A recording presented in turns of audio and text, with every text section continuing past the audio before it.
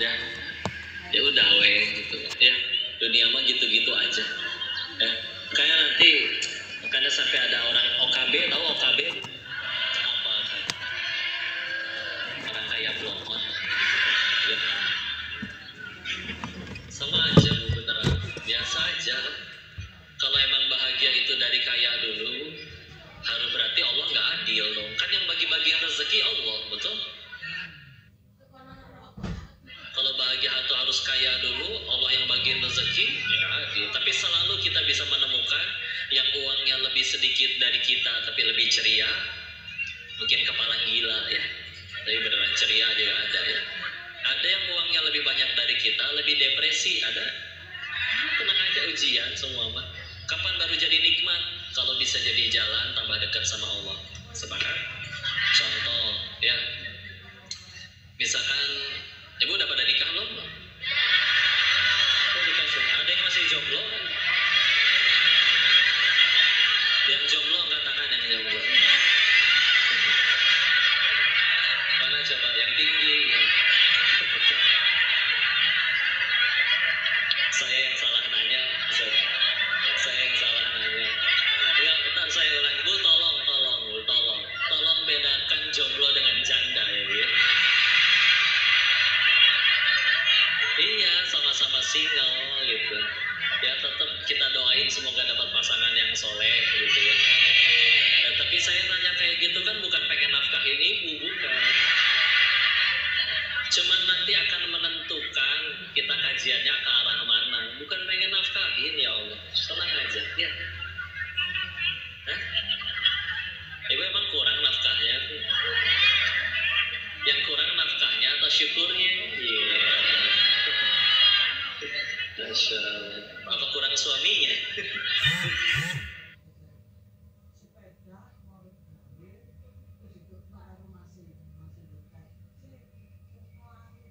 Masya Allah.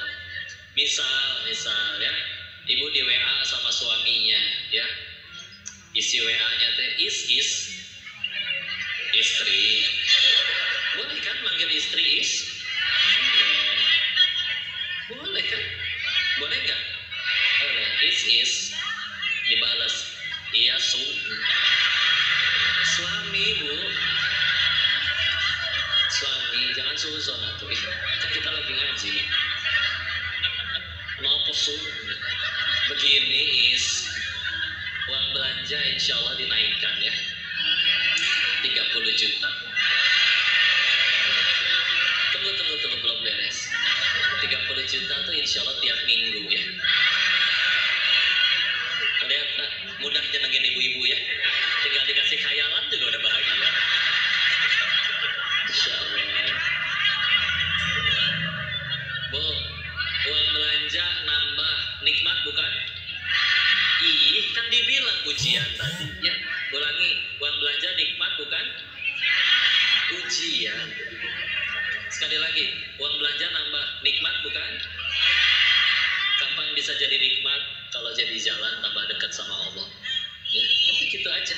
Ya, kalau uangnya tambah banyak tapi dipakai maksiat, masa nikmat? Ada orang pengen maksiat bisa nggak jadi bu karena nggak punya duit. Jadi kalau ibu nggak punya duit mungkin pertolongan dari Allah bu. Ya, mungkin pertolongan dari Allah. Tenang aja. Ya. Suami juga pak. Ada bapak-bapaknya? Apa mau diganti dulu pak? Insya Allah ini masih lancar ya. Para suami di WA sama bosnya.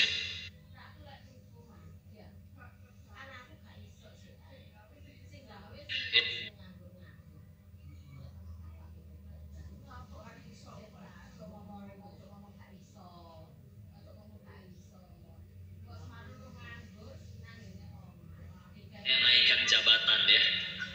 Naik jabatan jadi apa bos? Naik jabatan jadi atasan saya. Perasaan bos sudah paling tinggi bos ya. Kak, suami naik jabatan pak, nikmat bukan? Ujian. Kapan jadi nikmat? Kalau jadi jalan tambah dekat sama Allah. Dia tahu ini amanah dan dia gunakan kekuasaannya untuk membuat peraturan yang mendekatkan orang kepada Allah.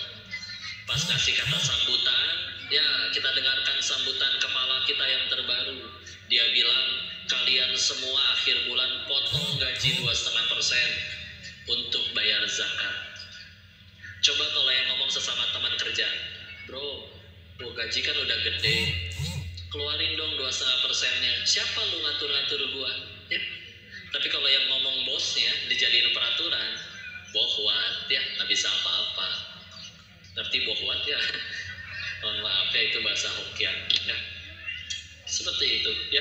Jadi sama Bu ya. Jadi kalau pengen semua hal itu jadi nikmat, jadi kebaikan, harus jadi jalan tambah dekat sama Allah. Sepakat? Maka diselingkuhi sakit ya Bu? Iya ya. Udah mah didampingin dari nol, giliran udah sukses dia nikah lagi yang sama seumuran anak kalian. Luar biasa. Mohon maaf ya, referensi saya dari film Azab biasanya ya. Penasaran gak azabnya Bu? Ya, terserah Allah lah itu ya. Maka, tapi kalau misalkan setelah dapat kejadian kayak gitu, sang istri jadi rajin tahajud, mulai berpakaian syar'i, mulai ngaji, bahkan mulai ngapalin Quran, bahkan mengajarkannya, bisa jadi gara-gara itu dia lebih terjamin surganya daripada yang suaminya pada setia. Meskipun yang suaminya udah setia, gak usah nyuruh suaminya selingkuh. Bapak selingkuh dong Bapak. Kalau enggak saya gimana penggugur dosanya? Jangan, nggak gitu konsepnya bos ya. Tapi jangan alergi sama yang pahit-pahit ya. Ini saya diajarin untuk husnuzon. Tadi ngelihat ya Allah ini banyakan perempuannya, ibu-ibunya. Ini teh satu suami bawa 3 istri atau gimana sih? Oh, Masya Allah. Enggak nanya. Oh, suaminya pada kerja ya. Kita doakan ya. Suami ibu berkah insya Allah ya. Karena insya Allah jangan alergi dengan yang pahit-pahit nih Bu. Di surganya Allah itu menurut hadis-hadis yang ada, nanti ada 4 wanita yang derajatnya paling tinggi di surganya Allah. Ada berapa? Pertama Ibunda Khadijah ya. Siapa saja orangnya? 1, istri Nabi yang pertama ini, Ibunda Khadijah radhiyallahu anha. Yang kedua, putrinya Fatimah Az-Zahra radhiyallahu anha ya. Yang ketiga, ibunya Nabi Isa. Ibunya Nabi Isa, Maryam ya, Maryam. Yang keempat, istrinya Firaun siapa? Asia ya. Jujur Bu, keempat-empatnya bisa dapat surga setinggi itu karena hidup enak atau hidup pahit Bu. Jadi jangan alergi sama yang pahit-pahit ya. Kopi aja pahit diminum dan bisa belajar ikhlas dari gula. Tahu ilmu ikhlasnya gula nggak? Nih Bu, kopi kepahitan yang disalahin siapa? Gulanya terlalu sedikit. Giliran kemanisan yang disalahin kebanyakan nih gulanya. Giliran rasanya tepat yang dipuji, ini kopi emang dahsyat. Ada? Biasa aja, tenang. Martabak Bu, enak karena rasanya manis. Manisnya karena apa? Apakah disebut martabak gula? Tapi martabak. Bahkan kalau di Surabaya disebutnya terang bulan. Ya. Lebih jauh lagi. Apakah dia ngambek? Aku mau pahit aja. Enggak. Nah, ya. Giliran orang sakit disebutnya sakit gula. Ya, luar biasa ya. Tenang aja ya. Apapun yang terlalu menonjol Bu, itu tidak baik Bu. Ya. Gak harus ditonjolkan di disebut-sebut ya. Tapi kalau pengen terlalu menonjol, bayangin rumah bisa jadi rapi karena ada tempatnya Bu. Bayangin kalau klosetnya di ruang tamu Bu. Aneh ya. Jadi ada tempatnya. Apapun yang terlalu menonjol biasanya tidak baik. Contoh ambeien, jerawat, bintiteun, bisul, nonjol semua. Menonjol ya. Tapi lihat yang tidak menonjol, jantung, tidak pernah kelihatan adanya di dalam, tapi tidur, beraktivitas, tetap aja kerja terus menerus. Kalau berhenti kerja meninggal. Tapi ya sudah ya, ini bagai sang surya menyinari dunia. Kayak rumah tangga nanti kan ada sakinah, mawaddah, warahmah. Sakinah itu rasa cinta yang memberikan ketenangan ya. Mawaddah itu rasa cinta yang berapi-api, menggelora pengantin baru biasanya ya. Kalau misalkan warahmah, rahmah itu rasa cinta yang tidak membutuhkan balasan apapun ya. Seperti Allah, nggak butuh apa-apa, bagai sang surya menyinari dunia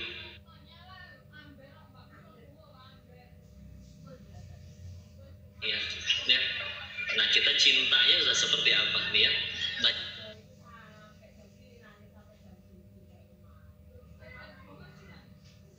yang mencinta terkenal waktu pergi ke kota Taif ya, ingin kelapa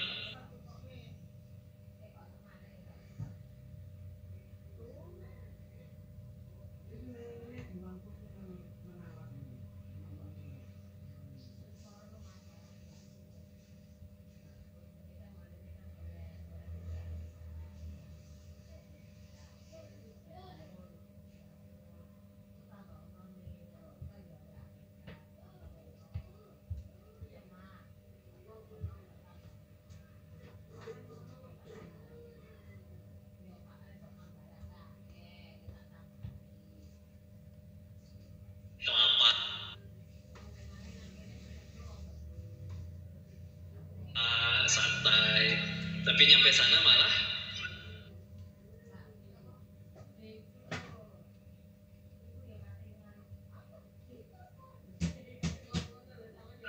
dilempar.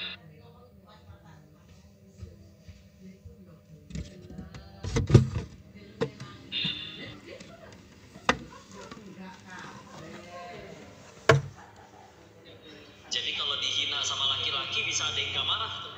Tapi kalau dihinanya sama perempuan bisa marah karena dianggap dihina oleh yang derajatnya lebih rendah. Maka Islam muncul untuk memuliakan wanita salah satunya juga.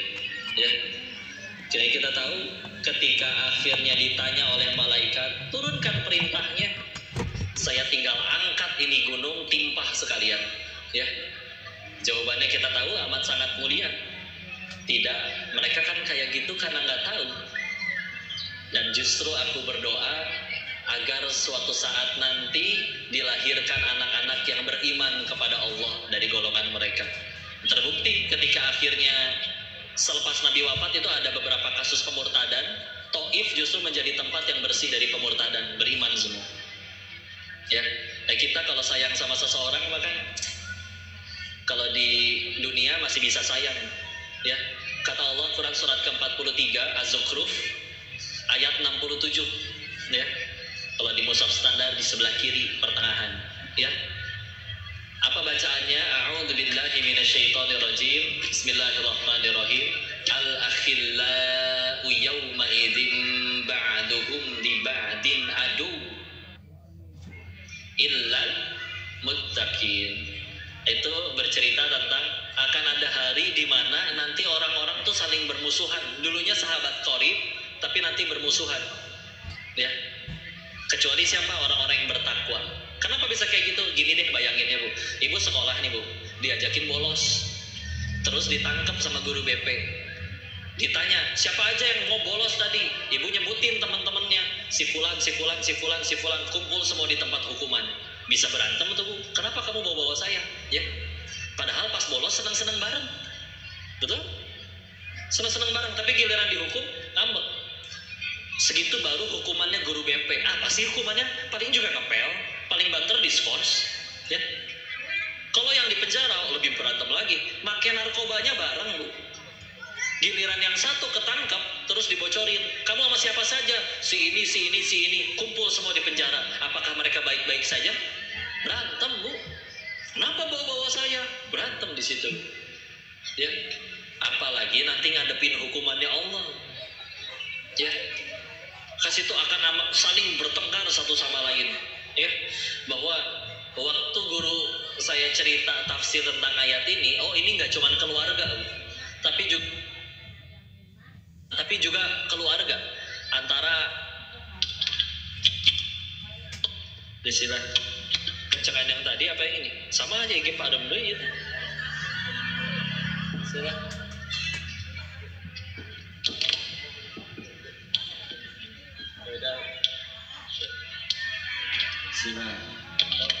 ya udah baca gerakan bibir saya aja Bu ya.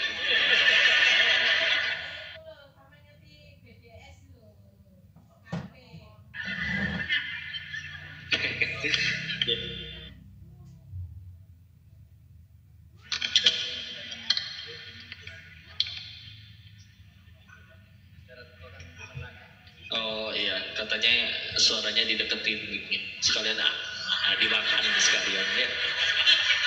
Yang di masjid nggak kedengeran, tenang, ada live-nya ya nggak? Tonton aja di rumah masing-masing juga bisa. Yuk kita pulang aja nih. Insya Allah. Ya. Alhamdulillah. Iya siap. Apa anesat bercanda. Insya Allah. Istilah ya. Jadi gitu Bu. Ibu pernah ngelihat ini nggak Bu? Orang acara polisi teh Bu 86 Bu. Yang ngegerebek ya. Ada satu episode saya ngelihat mereka lagi ngegerebek hotel mesum gitu Bu.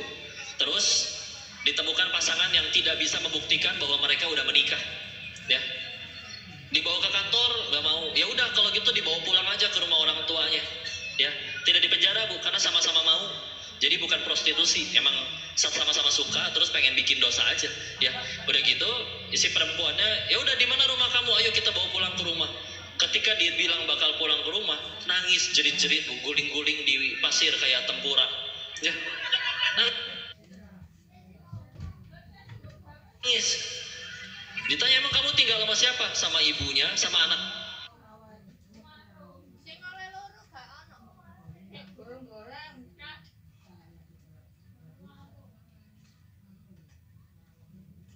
Juga dengan putrinya tahu dosanya, ya. Saya ngebayangin, ya Allah itu orang bisa segitu nangisnya guling-guling cuman karena pengen dibuka dosanya kedua orang saja. Apa kabar kalau misalkan kita tahu ada di Quran ada surat ke-64 juz 28 namanya surat At-Taghabun. Di ayat ke-9-nya yauma yajma'ukum liyaumil jam'i dzalika yaumut taghabun. Suka diterjemahkannya kalau kalian buka Al-Quran, At-Taghabun adalah hari ditampakkan segala dosa. Ya. Jadi akan ada hari di mana termasuk diri yang berbicara ini jika tidak bertobat di hadapan semua makhluk itu dikumpulkan lalu diperlihatkan, nih orang yang kalian ajak foto, orang yang kalian follow, orang yang kalian kagumi, nih kelakuannya pas lagi sendirian, dipertontonkan ke setiap para penggemarnya, ya. Kebayang perasaannya ketika ngelihat padahal itu si perempuan itu pengen disampein dosanya, dan itu pun satu dosa, dan itu pun baru kedua orang, dan itu pun belum hukumannya demi Allah. Tapi nangisnya udah kayak begitu. Apa kabar kalau misalkan hari itu nanti tiba yang dipaparkan gak cuma satu dosa, dan dipaparkannya ke sekian banyak orang, ya. Lebih gak bisa kabur. Dan sekali lagi punten, itu belum hukumannya, belum nyampe neraka itu. Ya Allah tahu gobon itu, ya. Maka ya Allah, insya Allah, ya.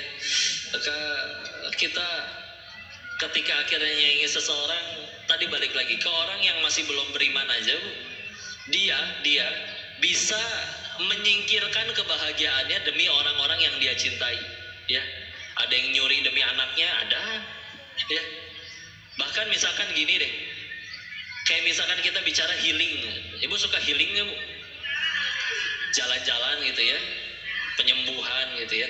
Nah, tapi misalkan kita kan suka nanya, kemana nih kita healing? Aslinya Bu, healing itu bukan bicara pergi kemana Bu, tapi dengan siapa. Contoh ya, Ibu pergi ke tempat cantik misalkan Cappadocia, tahu nggak Bu? Ya terserah saya atau nyebutnya apa Bu ya. Tapi Ibu kesana sendirian Bu, pelongo, garing, ngeliatin orang pada seru, ketawa. Giliran atengin, taunya minta tolong dipotoin, ya. Bete nggak Bu? Tapi coba ibu pergi ke warung depan rumah. Nah, ini misalkan ada yang jualan, rumah kita di sini, depan rumah ada warung. Cuman beberapa langkah, ya. Tapi dengan orang yang kita sayangi, kita cintai, indah bu, berasa kalah film India juga. Padahal perjalanannya nginjek tai ayam. Tapi kalau dengan orang yang dicintai bahagia tidak? Betul kan? Atau gini bu, ibu kalau punya anak yang lagi lucu-lucunya, terus diajak ke taman safari, senang ya kan? Yang dinantiin apa sih? Ekspresi si anak ketika nanti ngelihat gajah, betul? Wah gajah mah, gitu kan, seru. Tapi coba ibu ke taman safari sendirian. Oh gajah. Oh iya jerapah. Ya, panjang. Begitu garing, ya kan? Segitu orang nggak beriman bisa mengeletakkan kebahagiaannya ke orang lain, ya. Jangan ragukan cintanya Nabi. Cintanya tuh nggak main-main, masya Allah, ya. Kita aja kalau udah cinta sama seseorang bisa kayak gitu, ya kan? Padahal waktu guru kami nafsirin ayat yang tadi, Az-Zukhruf ayat 67, beliau bilang kayak gini, akan ada anak katanya, seorang anak yang sering melalaikan sholat, nanti di hadapan Tuhannya akan meminta pertanggungjawaban orang tuanya. Ketika ditanya kenapa kamu tidak sholat, bu, orang lagi panik nyari orang lain bu, betul nggak? Dia lagi di penjara, lagi dihukum, lagi ditangkap, pasti nyari orang yang pengen nyelamatin. Ya, namanya anak, bisa nyebut orang tua saya nggak ngingetin saya ngaji. Ya, namanya pengadilan Allah, diminta datang pasti orang tuanya. Ya. Kalau ternyata benar gak ngingetin, kena untuk orang tua. Tapi kalaupun sudah ngingetin, udah dibangunin dan yang lain-lain, guru kami waktu nafsirin ayat itu, beliau bilang kayak gini, itu anak kalau tahu bagaimana pahitnya hukuman ninggalin sholat, mereka bahkan sampai berkata, bu, kalau saya tahu gimana pahitnya, kenapa ibu gak paksa saya bangun, bu? Jambak kalau perlu, guyur kalau perlu, yang penting jangan biarkan saya dihukum seperti ini, bu. Kalau dia tahu pahitnya hukuman ninggalin sholat, ya. Tapi kan kita mah kadang jadi orang tua, ya Allah bikin tugasnya nyampe 2:30 demi masuk kampus idaman, ya. Ya udahlah biarin nanti sholat subuhnya sebangunnya aja 9:30 tahu-tahu teh, ya. Kita biarin, padahal lebih penting masuk kampus atau masuk surga, ya. Prioritasnya ya, jangan. Maka sama kalau ada yang berpacaran juga ya, suruh putus ya bu anaknya. Ini yang masih muda ada yang pacaran nggak? Ada yang pacaran? Yang pacaran angkat tangan. Oh nggak akan ngaku. Kalau saya tanyanya begini misalkan, yang kalian tahu kiri kanannya punya pacar, tolong bisikan astagfirullah di telinganya. Nah tuh ya, ya. Dan tolong jangan diperhalus ya. Kadang ada orang bilang, jangan bilang koruptor, bilang aja maling. Ya. Sama kan, waktu itu kajian di tempat anak SMA. Ditanya kan, ayo kalian ada yang pacaran? Enggak kok, kita nggak pacaran. Tapi kami punyanya support system. Ya elah, support system jenah. Emang support system kamu teh kerjaannya ngapain? Gandengan tangan, maksiat aja udah. Hati-hati, tipu daya syaitonnya. Padahal kata Allah, inna kaida syaitona kana do'ifa. Sesungguhnya tipu daya syaitan itu lemah, ya. Kapan jadi kuat? Kalau kita ladenin, ya. Contoh, ibu lagi kesel sama suami, tahu-tahu diajak kumpul reunian sama teman-teman. Di tempat reunian, ibu ketemu mantan. Kenapa tepuk tangan? Lalu apa? Apa CLBKU? Cepat lari bau kentut. Ya. Nah beres kan biasanya ada grupnya ya reunian tuh ya. Tengah malam tiba-tiba tuh ada SMS yang mencurigakan ya. Si SMS-nya mah santun WA-nya. Assalamualaikum Mukti. Ya, kita baca ya. Sampai ada ini ya, sampai ada yang bikin komik-komiknya ya. Suara bebek gimana bu? Kayak. Suara kucing? Suara kambing? Kenapa mirip begitu bu? Ya. Suara kambing gimana tadi? Kalau suara buaya, Assalamualaikum Mufti. Gitu ya.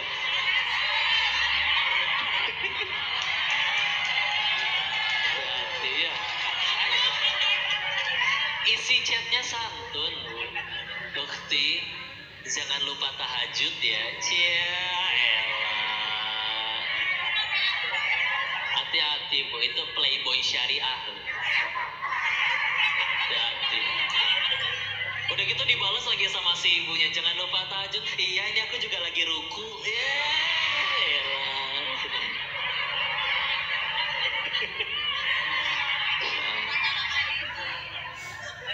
Mohon maaf ya, sekali lagi referensi saya film azab biasa ya. Beres, habis sholat ya biasa lanjut ya. Mereka tuh udah punya apa namanya, template-nya ya. Kadang meskipun dia katanya ngerti agama, Ustadz juga manusia betul. Kadang iman kuat, Bu, tapi Imron yang nggak kuat. Kita ditanya, template selanjutnya biasanya, suami kamu nggak marah kita chattingan, padahal mah ya Allah. Akhirnya mulai cerita, enggak, dia juga sibuk sendiri. Lama-lama naudzubillah punten, nyaman, timbul perasaan yang tidak boleh timbul. Akhirnya kan nggak kurangnya kalau cuma ngobrol aja di chatting. Gimana kalau kita besok makan siang? Rusak, Bu. Tapi Bu, demi Allah, kalau dari awal udah langsung diblok, itu assalamualaikum muftinya, selesai urusan, selamat. Kapan jadi berat? Kalau diladenin ya. Sama ibu ada yang udah punya anak bujang, Bu? Ya, cucu bujang. Ya, punten ya.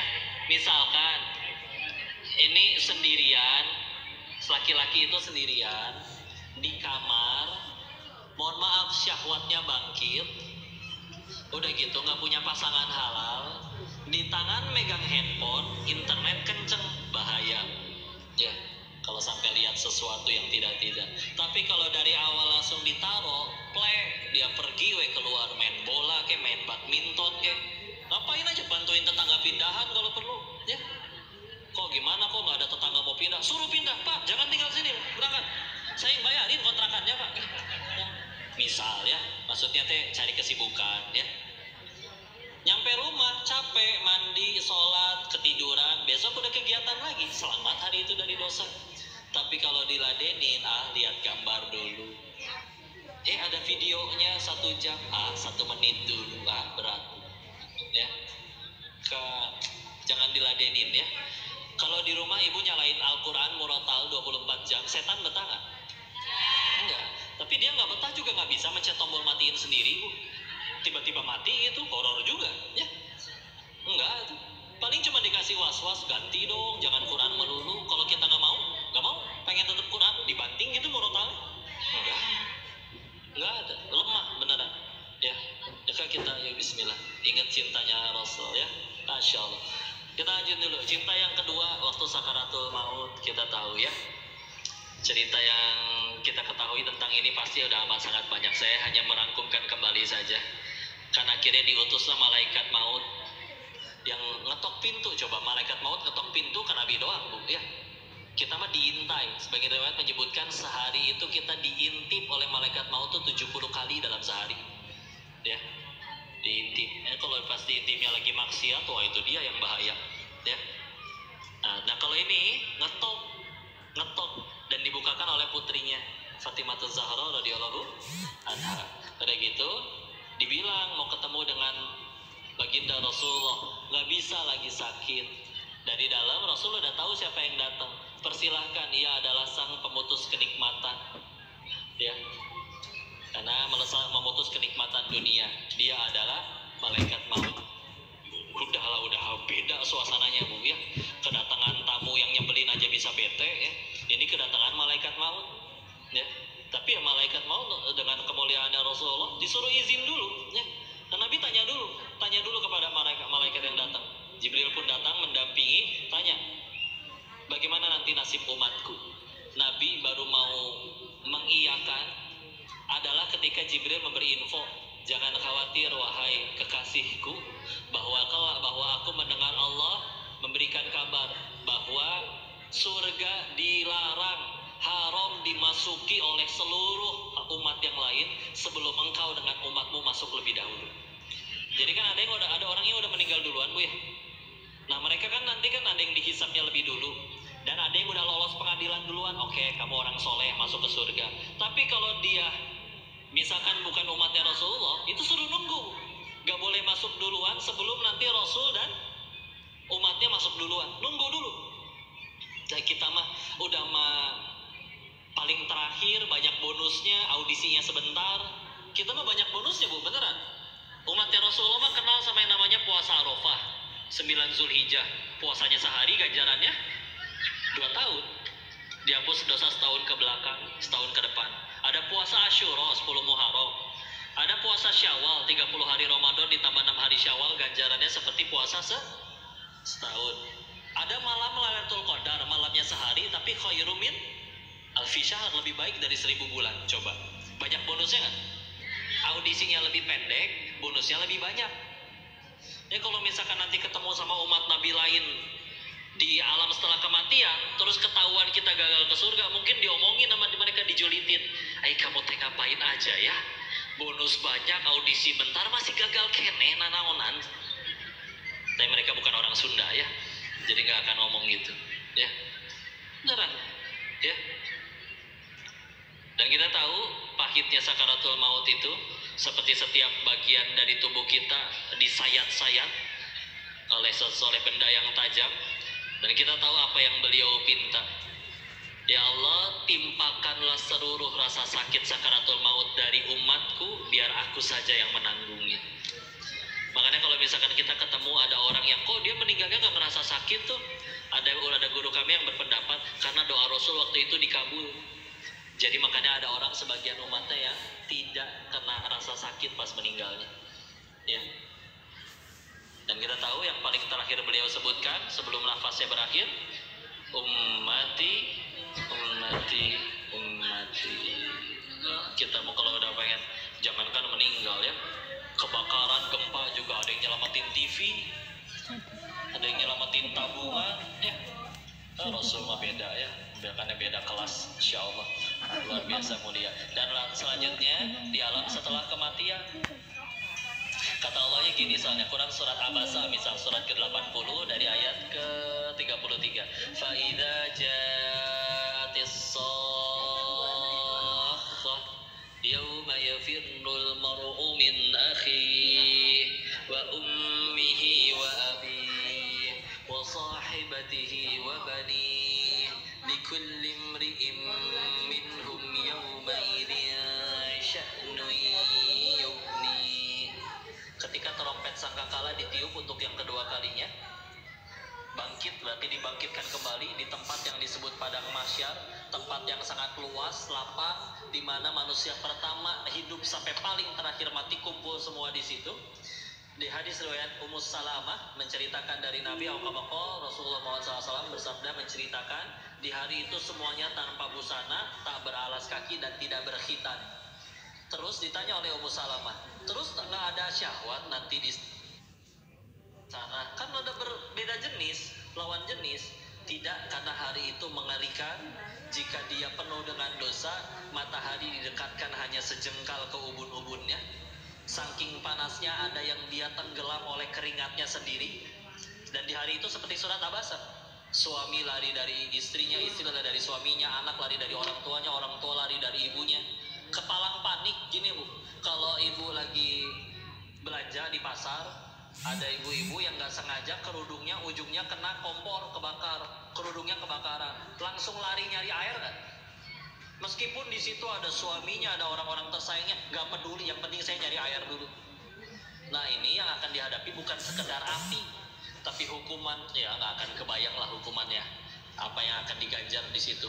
Dengan segitu paniknya, lari kocar-kacir semuanya. Dan kita tahu hanya ada satu orang saja yang amat sangat sibuk untuk menyelamatkan yang lain. Beliau adalah Rasulullah Muhammad SAW. Apa yang diceritakan, beliau datang menghadap kepada Allah di hadapan arsy dengan sujud yang amat sangat lama, sehingga Allah berkata, Muhammad, berdiri, sampaikan apa yang kau inginkan. Ya Rasul, ya wahai Allah, tolong selamatkan umatku yang di dalam imannya masih, yang di dalam hatinya masih ada iman, meskipun sekecil biji jagung. Dipersilakan, datang, ditungguin di depan pintu nerakanya, dipeluk-pelukin satu persatu, keluar dalam keadaan gosong, dalam keadaan silakan kamu kesana, cepat, selamatkan diri, selamatkan. Keluar banyak, begitu banyak, jutaan orang keluar, lari lagi ke hadapan arsy Allah, sujud dengan sujud yang amat sangat lama. Ya Rasulullah, bangun wahai Muhammad, minta apa yang kamu minta. Ya hai Allah, keluarkan umatku yang di dalam hatinya masih ada iman meskipun sekecil biji zarah. Kalau diterjemahkan ya biji zarah kayak biji sawi, karena di zaman penafsirnya berarti di situ belum kenal ilmu atom kimia. Ini kecil sekali. Ya. Diizinkan, jemput lagi, keluar lagi satu persatu. Ya, dalam keadaan wah habis kena hukuman, masih balik lagi ke hadapan arsy Allah. Rasulullah bersujud dengan begitu lama lagi. Bangun Muhammad, apa yang kau minta? Bukankah sudah banyak umatmu yang aku keluarkan dari neraka? Ya Allah, tolong atas kemuliaan dan kebesaranmu, keluarkan umatku yang ada di dalam neraka, meskipun sekali seumur hidupnya ia baru pernah mengatakan sekali saja kalimat la ilaha illallah. Kalau mikir lagi, ya Allah, bisa jadi yang bikin dosanya juga. Ya Rasulullah, saya teh belah mana layak diselamatinnya? Masa cuma ngucap la ilaha illallah sekali aja engkau sampai upayain nyelamatin sampai begitunya? Ya itulah, tapi saya nanti silakan dicari hadis-hadis tentang itu ya. Sahih demi Allah, dicari, paling sibuk. Sedangkan kita pengen ke surga, Nabi Adam alaihissalam diusir dari surga, dosa satu. Kita pengen ke surga, dosanya cuma satu. Nah, kenapa masih pada hidup sarehat keneh pada sehat? Allah nungguin. Allahnya berfirman surat 35 Fatir ayat 45, ayat terakhir sebelum Yasin, pas pojok kiri atas. Walau yu'akhidullahun nas bima kasabu ma taraka ala dhahriha min dabbah walakin yu'akhiruhum ila ajalim musamma. Kalau sekiranya manusia bikin dosa, kontan segerakan oleh Allah balasannya saat itu juga. Kata Allah, tidak tersisa satu makhluk bergerak yang bernyawa di muka bumi ini, mati semuanya. Berarti kan maknanya dua, satu nggak ada yang luput dari dosa, dua, dosa sekecil apapun layak Allah matikan. Kenapa kita masih ramai begini? Sederhana, Allah masih memberikan waktu sampai waktu yang ditentukan. Berarti kita masih hidupnya bukan kita tiap hari makan sehat, karena Allah masih nungguin tobat kita. Mudah nggak bagi Allah matiin orang yang lagi maksiat detik itu juga? Nah kita lihatnya gitu. Kadang orang mau tobat, setan nggak bisa nyegah. Nggak bisa kita ditungguin sama setannya di tempat wudhu, dikebukin, lagi sholat ditendang. Nggak bisa, setan nggak bisa kayak gitu. Paling banter dia cuma kasih was-was. Munafik, ntar juga dosa lagi. Nggak usah bolak-balik, kepala basah nyemplung aja sekalian. Ya. Kompor setan mah kayak gitu. Tapi demi Allah itu was-was syaitan. Karena pertimbangannya gini berdasarkan ayat tadi. Kalau Allah emang udah nggak sudi maafin saya, pasti saya udah dimatiin waktu lagi maksiat. Kenapa saya masih hidup? Sederhana, berdasarkan ayat tadi, Allah tungguin tobat saya. Kita jangan sia-siakan, istilah. Kok orang juga sama, kok saya lihat dia maksiat kok, bahkan saya rekam, nih lihat rekamannya kok, ini orang nerakanya belah mana kok? Enggak, tanya aja, itu orang yang kamu lihat maksiat masih hidup nggak? Masih sih, itu berarti sederhana. Berarti kata yang punya langit dan bumi, kata pemiliknya Allah, yang kayak kata Allah sang pemilik yang bisa punya hak mematikan siapapun kapan saja. Allah saja masih kasih dia kesempatan. Apa hak kita main hakim sendiri? Yang kayak gitu tuh pasti ke neraka, yang kayak gitu tuh pasti gak diampunin. Enggak, demi Allah ya. Allah sayang, ingat, Allah itu gak benci pendosa, Allah itu cuma benci dosa. Pendosa bisa tobat ya?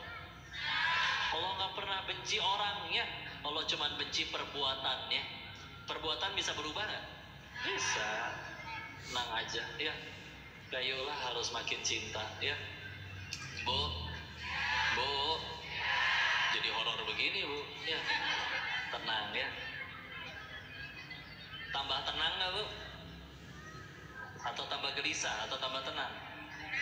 Ya udah, berarti baru aja kita membuktikan firman Allah, ala bidzikrillahi tatma'innul qulub, surat 13 ayat 28. Hanya dengan mengingat Allah maka hati jadi tentram. Kita dari tadi lagi ngomongin Allah. Kalau ngomongin Allah maka ya ingat Allah. Ingat Allah ya tentram. Bukan sama sekali yang bicara. Si Koko mah nggak bisa apa-apa, banyak dosanya. Mohon doanya ya. Nanti tambah dekat sama Allah. Betul? Sepakat? Udah segitu dulu belum apa Bu? Mau sampai jam berapa? Tanya jawab atau foto-foto? Gak bisa dua-duanya, Ibu, nih salah satu. Jawab ya, ada foto ya? Atau saya boleh tanya dulu nggak Bu? Kayak kenapa ibu-ibu teh kalau foto nggak bisa sekali Bu?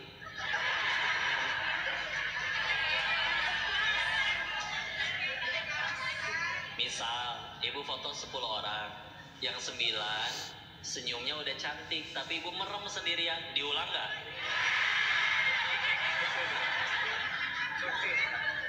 Baik, samina wa ata'na, mari kita ulang. Ya, saya mah suka kasihan sama yang moto, diomelin melulu, Mas tolong jangan gendut ya. Gimana Bu? Kan ibu yang makan banyak, masa saya yang diomelin? Suka licik orang teh, ampun ya. Oke, foto diulang 10 orang sama, kamera sama, tempat sama. Sekarang yang 9 merem, ibunya udah cantik sendiri. Itu yang diposting. Egois bener-bener. Ini beres gini nih, suka ada yang nge-tag Bu di Instagram. Tapi nggak sedikit saya di-tag, ternyata pas dilihat yang sayanya lagi merem. Padahal saya perasaan nih si ibu foto 5 kali, bisa-bisanya dipilih yang saya merem. Pasti 4 foto yang lainnya si ibu yang merem ini mana sih. Mendingan si Koko yang merem yang diposting ya. Makasih loh ya. Ya inilah ras terkuat di muka bumi ya. Ya, sen kiri belok kanan, siapa yang salah Bu? Semuanya salah. Yang benar cuma ibu ya. Tapi dari mereka lah terlahir anak-anak yang soleh-soleha. Iya, kita mana bisa ngelahirin ya Pak. Allah titipan rahimnya ke si ibu. Ya. Orang medis bilang rasa paling sakit secara fisik bagi laki-laki paling patah tulang. Kalau perempuan secara fisik paling sakit apa? Melahirkan. Bahkan kata beliau, melahirkan itu 27 kali lipat lebih sakit dari patah tulang. Tapi siapa di sini yang udah lebih ngelahirin lebih dari 1 kali? Tuh, luar biasa kuat. Padahal pernah ngeliat ibu-ibu pas ngelahirin pertama kali dia habisnya ngeluh, wah amit-amit saya nggak mau lagi ngelahirin. Tetep gue jadi lagi. Ya kadang wanita lebih cepat lisannya daripada pikirannya, betul? Ya kayak tadi kan, ya iman mah kuat, Imron yang tidak kuat ya. Dan Bu, saya tes ya. Bu, kalau dikejar anjing ibu ngapain? Ibu sama anjing kalau lari kencengan siapa? Terus fungsinya ibu lari apa? Ya? Oke. Ulangi. Ya, kita kenalan ya sama ibu-ibu ya. Bu, ibu pengen punya suami yang jujur? Pertanyaan selanjutnya. Ibu siap suami ibu mengatakan yang sejujurnya? Hah? Tahu-tahu pulang bawa orok. Anak siapa Mas? Apa sih tetangga nitip? Curigaan wae ya. Insyaallah. Sing langgeng Bu ya. Bismillah, insyaallah. Bu, ibu suka nggak kalau dikasih uang 100 juta? Mau? Tapi palsu. Insyaallah. Nyadar nggak Bu? Kadang kita juga suka loh sama yang palsu-palsu. Apa contohnya? Nah kayak gini, ibu ketemu temen nih, tahu-tahu temen ibu berkata, ibu kok setiap hari bertambah muda ya? Bu, jujur Bu, menurut ibu asli itu ucapan? Tolong jelaskan secara medis tambah muda tiap hari itu gimana caranya? Tapi Mas suka seneng kita mah, bisa aja giliran di toilet sendirian ngaca. Iya juga ya, gitu. Hati-hati Bu, ada udang di balik bakwan. Udah tenang aja. Lagian suka nanggung Bu. Ibu, kok awet muda gini? Usia berapa sih? Bisa aja sih Koko. Aku udah 42 tahu kok. Hah? 42? Kok 41,5 ya? Ya Allah. Lumayan setengah tahun bisa sholat berapa kali Bu? Gitu ya. Lihat sini. Tuh, belum beres aja udah foto-foto. Masya Allah ya, terima kasih. Udah segitu dulu, silakan. Kalau ada yang ingin didiskusikan atau dikoreksi, silakan ya. Saya mohon maaf jika ada kesalahan. Seluruhnya dari kebodohan diri ini tolong dimaafkan dan dinasihati ya. Dikembalikan kepada MC kita. Fadol, Ustaz. Apa? Gimana? Ya, alhamdulillahirobbilalamin. Terima kasih kepada Pak Ustadz Komite Muslim yang telah menyampaikan tausiahnya. Semoga apa yang beliau sampaikan menambah ilmu, wawasan dan lagi tunggu tanya jawab ini kan dari Abi Hasan. kita depan ya. Amin Allahumma amin. Baik, dikarenakan waktu sudah hampir menjelang maghrib, ada sesi tanya jawab dari bunda-bunda satu pertanyaan dan mungkin dari anak muda satu pertanyaan. Ya, anak remajanya silakan. Yang mau bertanya ibu-ibu, coba. Masya Allah, pasangan sembuh. Ayo. Di Java BK. Semangat ngajinya ya. Mudah-mudahan manfaat. Mohon selalu doa dan nasihatnya.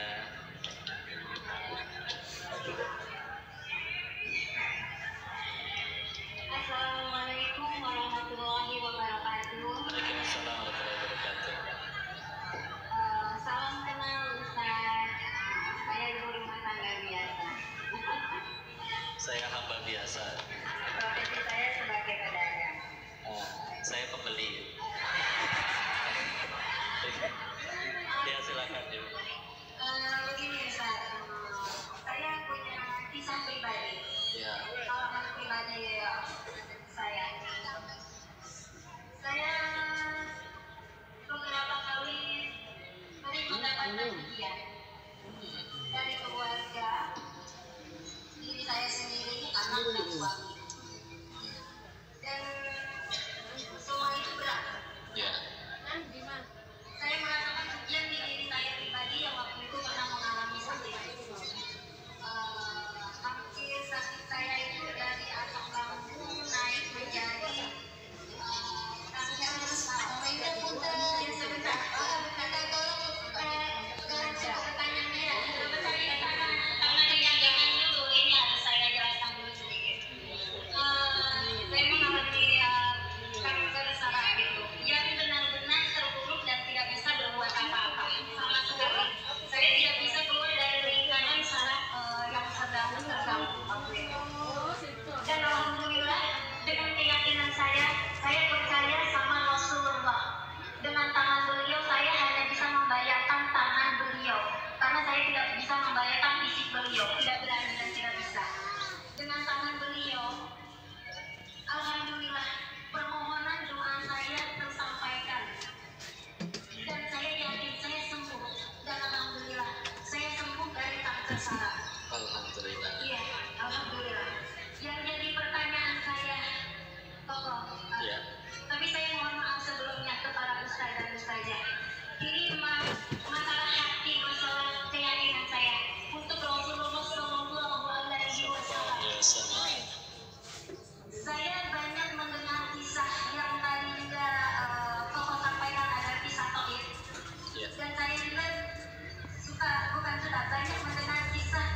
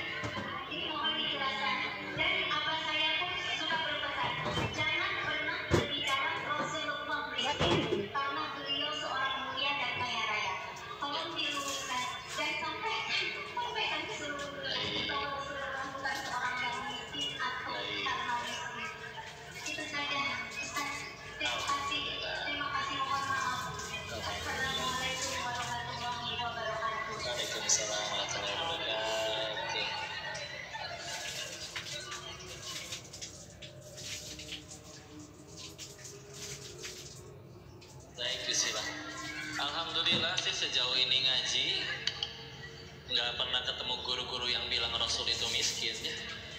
Karena memang secara nas Al-Quran juga 1/5 harta rampasan perang itu milik Allah dan Rasul. Jadi beliau kaya, waktu meminang Ibunda Khadijah juga 300 unta. Kan mahal satu unta juga ya. Tapi memang ya beliau senang bersedekah luar biasa, apalagi kalau di bulan Ramadan. Dan kalau misalkan Nabi ada kondisi di mana beliau sedang lapar, ya manusia memang bisa lapar. Dan karena pilihan sahabat-sahabat di zaman itu, kita bicara sahabat sendiri aja, mereka itu kalau bicara tentang kekayaan di zaman itu cuma efek samping ya.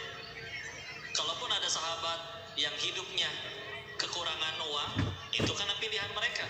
Karena Nabi sendiri pun pernah diberikan pilihan oleh Allah, pengen menjadi hamba yang abda, nabiyan yang abdan sebagai hamba, atau nabi yang sebagai raja. Tapi beliau ingat di dalam Al-Quran bahwa Nabi Sulaiman alaihissalam pernah berdoa agar supaya tidak ada yang menyaingi kerajaannya. Makanya beliau memilih, aku adalah nabi yang sebagai hamba. Dan untuk juga menegaskan bahwa dititipi dunia bukan berarti dimuliakan, dicabut dunia bukan berarti dihinakan. Firaun kaya, hina, terbukti nggak ada orang tua ngasih nama anaknya Firaun, betul? Rasul berapa banyak nama yang dikumpulkan ya, manusia nama yang paling banyak di dunia ya. Jadi dicari nih, siapa nama yang paling banyak di dunia? Kalau di Indonesia kan mungkin Agus, Sri, ya, Nur, ya. Ternyata di dunia Muhammad, ya. Karena Masya Allah agung, mulia. Jadi sama sekali tidak, ya. Kalaupun ada yang waktu itu ada episode Nabi pernah merasakan lapar, tapi bukan karena miskin, tidak sama-sama miskin.